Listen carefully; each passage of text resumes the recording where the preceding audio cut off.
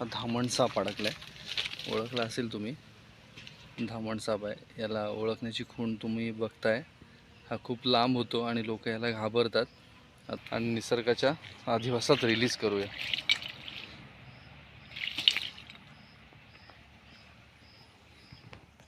त्या परिसरातलीच असेल ही, इथेच फिरत असेल आणि ती जाळाच्या आवाक्यात आली आणि ते जाळामध्ये फसली. आता ती जाळातून निघण्यासाठी प्रयत्न करते, पण तिला सुटता येत नाही. एकदा साप जाळात अडकत गेला ना तर त्याला बाहेर पडता येत नाही, तसंही अडकत गेली. आता आपण तिला सुखरूप सोडले. आता हिला जवळच कुठेतरी निसर्गाच्या सानिध्यात आपण तिथे रिलीज करू.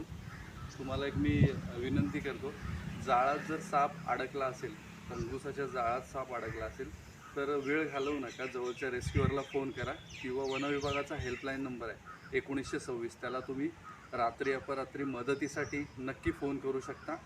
हा धामण साप तुमच्या ओळखीचा खूप लांब होतो. ह्याच्या शेपटीवरती हे रेटिक्युलम आहे, जाळेदार नक्षी, महत्त्वाची खूण जी मी आधीच्या व्हिडिओमध्येही तुम्हाला सांगितले.